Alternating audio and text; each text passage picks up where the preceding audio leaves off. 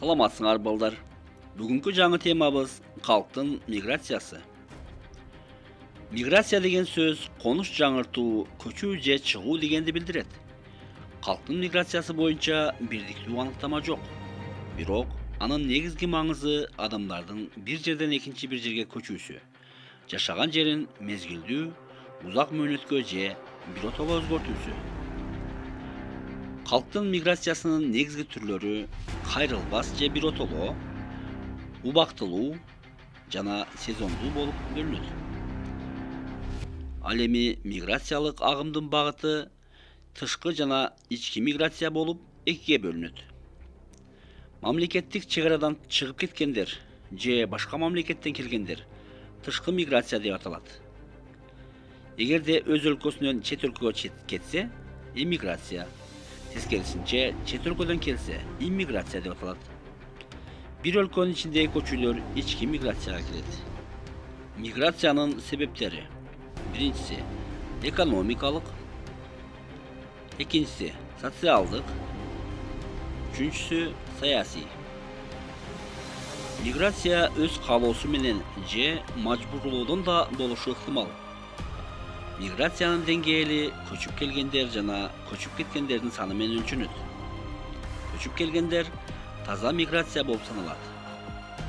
Белгилүү бир убакыт ичинде келгендер менен чыгып кеткендердин калдыгы сальдо миграция деп аталат. Келгендер көп болсо оң, ал эми чыгып кеткендер көп болсо тескери сальдо миграция болушу мүмкүн. Кыргыз Республикасында 100 жылдар бою тышкы миграция басымдуулук кылып келген.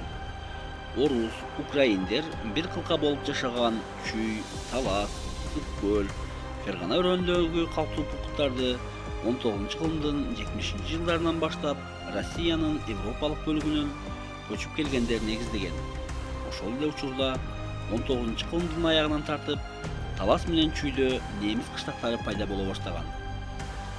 Экинчи дүйнөлүк согуш учурунда зордук менен көчүрүлүп келинген чечен, ингуш, карачай, балкар, кырым татарлары менен катар немис басып алган европалык бөлүктөн орустар, украиндер, белорустар, согуштун майыптары, аялдар, кары-картаңдар жана башкалар республиканын бардык облустарына көчүп келип отурукташкан.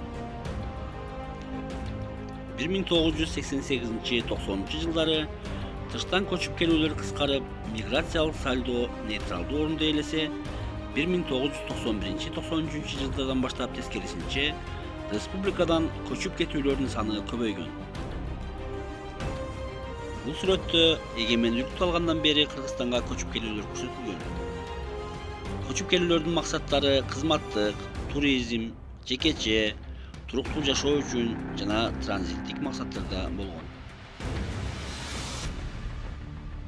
Ал эми бул сүрөттө чет мамлекеттердин жарандарынын биздин мамлекетке туруктуу жашоо үчүн жана эмгектенүү үчүн келгендигинин үлүшү көрсөтүлгөн. Мында карасак, биринчи орунда Кытай Эл Республикасынын жарандарына тиешелүү. Андан кийин Турция, Россия, Корея жана башкалар.